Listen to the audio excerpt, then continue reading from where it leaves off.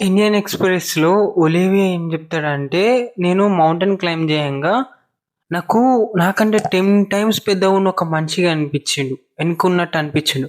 కానీ వెనకకి తిరిగి చూసే వరకు ఆ మనిషి నాకు గనిపియలే. కానీ ఫుట్ ప్రింట్స్ మాత్రం నాకు గనిపించినాయి. ఇక్కడ ఫుట్ ప్రింట్ దొరకడం ఆశ్చర్యకరమైనది కాదు.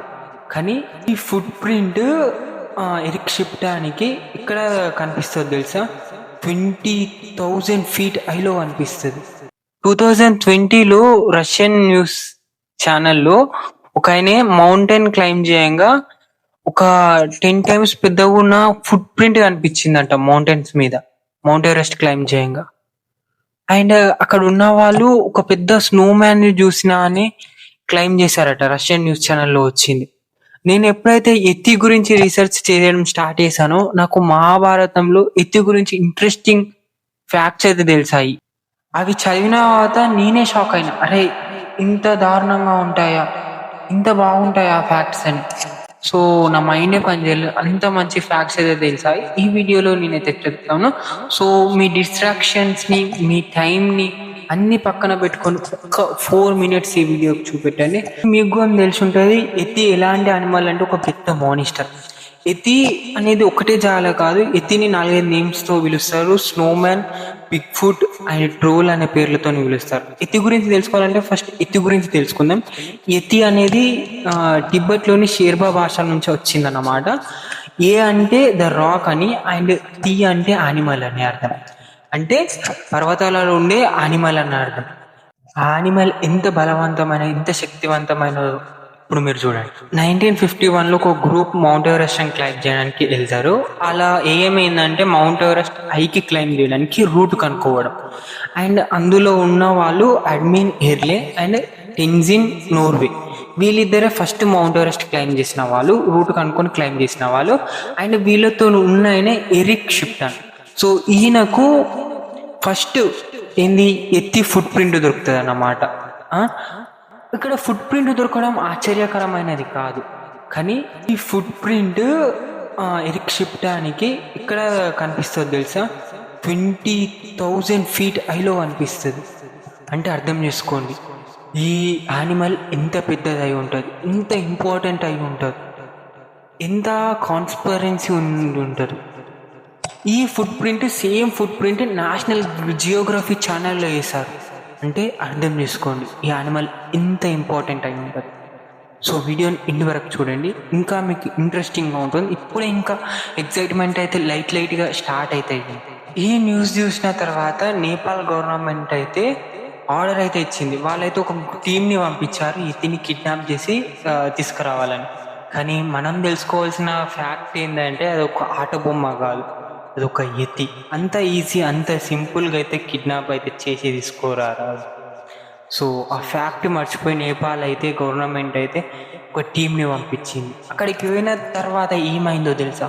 అక్కడికి పోయిన వాళ్ళలో చార్లెస్ అవార్డ్ బూరే అయితే ఇమేజెస్ అయితే క్లిక్ చేశాడు. ఆ ఇమేజెస్ తోని ఇన్ఫర్మేషన్ అయితే వచ్చింది. ఆ ఇమేజెస్ తోని కొత్త ఇన్ఫర్మేషన్ అయితే రెడీ చేశారు. కానీ ఇన్ఫర్మేషన్ ఎవరికి నచ్చదు. ఆ ఇన్ఫర్మేషన్ వినాలనేది ఎవరికి నచ్చదు, బోర్ కొడుతుంది. ఒక స్టోరీ ఉండాలి, అందులో ఒక మసాలా ఉండాలి. అందులో ఒకటి ఇంత ఇమేజెస్ని చూసి ఒక ఫియర్ని జనరేట్ చేశారు. దానివల్లనే ఒక హారర్, ఒక ఫియర్ అనేది వచ్చింది ఎత్తి గురించి. అండ్ అది ఎంత పవర్ఫుల్లో ఆ ఇమేజెస్ వల్ల తెలిసింది. మీ ఇమాజినేషన్లో కూడా ఎత్తి ఎంత భయంకరంగా ఉంటుందో నాకు తెలుసు, ఎందుకంటే నా ఇమాజినేషన్లో కూడా మళ్ళీ ఉంది. నేను జస్ట్ ఏఐని ఎత్తి ఇమేజెస్ గివ్ మీ ఎత్తి ఇమేజెస్ అని అడిగా, చూడండి ఇంత భయంకరంగా, ఇంత హారర్గా ఇచ్చారు. సో ఇప్పుడు కొన్ని రోజుల తర్వాత ఎత్తి గురించి వీడియో అయితే బయటకు లీక్ అయింది. ఆ వీడియో ఏందో మీరు చూడండి ఒకసారి. టిబెట్లో ప్రజలు ఎత్తి నుంచి, ఎత్తి అంటే భయపడరు, వాళ్ళు నమ్ముతారు. ఒక దేవుడి లెక్క ఎత్తిని పూజిస్తారు. ఎందుకంటే ఎత్తి అనేది వాళ్ళ హిస్టరీలో ఎప్పటి నుంచో ఉంది. ఒక 800 years ఎగో వాళ్ళ గ్రంథాలలో టిబెట్లో, నేపాల్లో ఎత్తి గురించి ఉంది. ఆ శిల్పాలు ఉన్నాయి, వాళ్ళ గుడ్లల్లో ఎత్తి శిల్పాలు ఉన్నాయి చెక్కి. ఎత్తి గురించి ఉంది. వాళ్ళు ఎత్తిని ట్రస్ట్ చేస్తారు, నమ్ముతారు. కానీ ఎందుకు సైంటిస్టులేమో ఎత్తి అనే ఒక క్రీచరే లేదు, ఒక యానిమలే లేదని చెప్తారు. ఎందుకు కొన్ని సైడ్ల ఎత్తి అనేది ఒక పెద్ద యానిమల్, ఒక భయంకరం, ఒక హారర్ అని దాని గురించి భయపడతాడు. అసలు నేను ఇది లేదు అని చెప్పొచ్చు, కానీ మీరు ఈ స్టోరీ వినడానికి క్యూరియస్గా ఉన్నాడు. సో నేను ఇలానే క్యూరియస్గా ఉండి ఇంకా తెలుసుకోవాలని నేను కొన్ని స్టోరీలు అయితే తెలుసుకున్నాను. సో ఆ స్టోరీ తెలుసుకున్న తర్వాత నేను కూడా ట్రస్ట్ చేస్తున్నా, అరే ఎత్తి నిజంగా ఉంది, ఇదొక నమ్మచ్చు అని. అందులో నుంచి ఒక స్టోరీ, ఈ స్టోరీ విన్న తర్వాత నా మైండ్ అయితే అస్సలు పనిచేయలేదు. సో మస్తు ఇంట్రెస్టింగ్, ఎక్సైట్మెంట్, 100% ఫుల్ ఎక్సైట్మెంట్తో వినండి. సో అన్ని పక్కన పెట్టి ఒక ఆర్మీ అతను మౌంట్ కైలాష్ పక్క పొంటున్న మౌంట్ కెప్టా అనే మౌంటైన్ మీద ఈ పెద్ద ఫుట్ ప్రింట్ చూశాడట.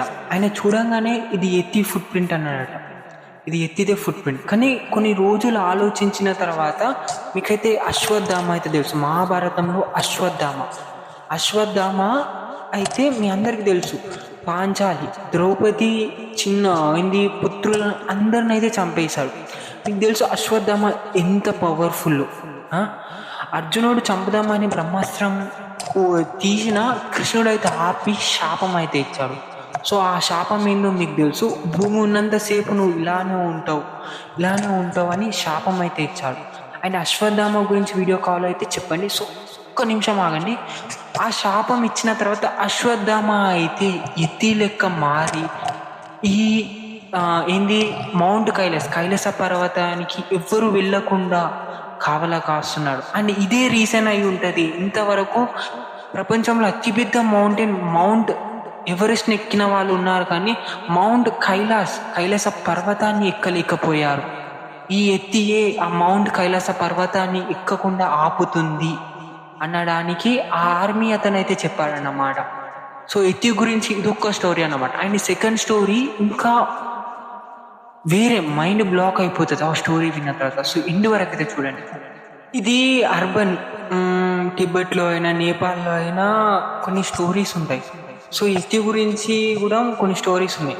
కైలాస పర్వతం అనేది ఒక హిందూ వాళ్ళదే కాదు, కైలాస పర్వతాన్ని హిందూసే కాదు, జైన్ అయినా, బుద్ధిస్ట్ అయినా, టిబెట్లో అయినా, చైనాలో అయినా, నేపాల్లో అయినా కైలాస పర్వతాన్ని ఒక పవిత్రమైన పర్వతంగా పూజిస్తారు. ఒక ఆధ్యాత్మికత, ఒక దేవునితో పోలుస్తారు ఆ పర్వతాన్ని. సో అంత పవిత్రమైన, అంత నేమున్న, అంత ఫేమ్ ఉన్న పర్వతాన్ని, ఆ మహాపర్వతాన్ని ఎక్కడానికి అబ్సల్యూట్లీగా చూస్తారు ఎవరైనా. సో ఎక్కుదామని ట్రై చేశారు, కానీ బేసికలీ అది ఎక్కుదామని ట్రై చేశారు, కానీ చనిపోవడానికి ట్రై చేసినట్టు అయిపోయింది.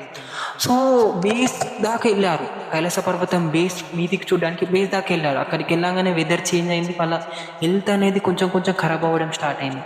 అండ్ కొంచెం ఎక్కగానే ఎయిర్ పెరిగింది, ఆయన గోర్లు పెరగడం స్టార్ట్ అయింది. ఏజ్ అనేది ఇంక్రీజ్ అవుతుంది, పెరుగుతుంది ఏజ్ అనేది. అంటే ఇక్కడ 1 yearలో ఇంక్రీజ్ అయ్యే ఏజ్ అక్కడ 1 weekలోనే ఇంక్రీజ్ అవుతుంది.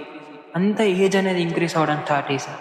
ఆయన ఇంకా కొంచెం ఒక ల్యాండ్ లెక్కున్న ప్లేస్కి మౌంటైన్ మీద వెళ్ళాడు. అక్కడ ఒక పెద్ద యానిమల్ ఐస్ నుంచి ఇట్లా, మంచు నుంచి ఇట్లా లేవడం కనిపించిందంట. ఇక అర్థమైంది, నేను ఇంకా ఇది ఎక్కలేను, ఇంకా మీదికి వెళ్ళలేను అని అర్థమయ్యి కిందికి అయితే వచ్చేసాడన్నమాట.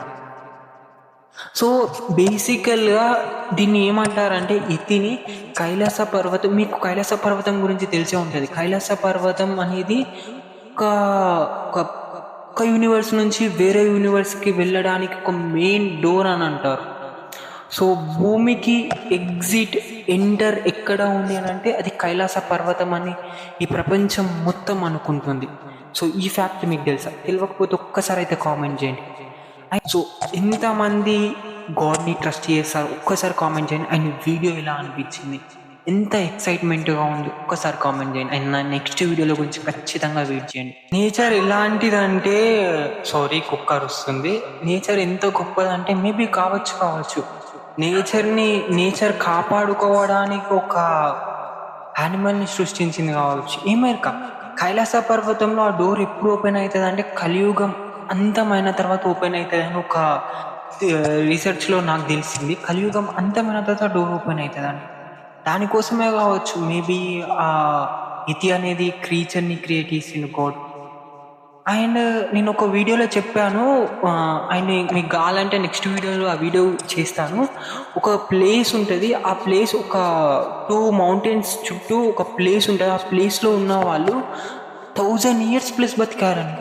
సో ఈ వీడియో చూస్తారా? లేదంటే చూడకపోతే నాకైతే కామెంట్ చేయండి. నెక్స్ట్ వీడియోలో నేను దాని గురించి మొత్తం డీటెయిల్గా చెప్తాను. సో ఇంతవరకు మీరు ఈ వీడియోని చూసారంటే ఖచ్చితంగా మీకు ఈ వీడియో నచ్చుంటుంది. సో లైక్ అయితే చేసుకోండి అండ్ ఛానల్ అయితే సబ్స్క్రైబ్ చేసుకోండి. Thank you for watching this video. So see you next amazing video. నేను మీ Chakri, stay tune our channel. Bye bye. See you next amazing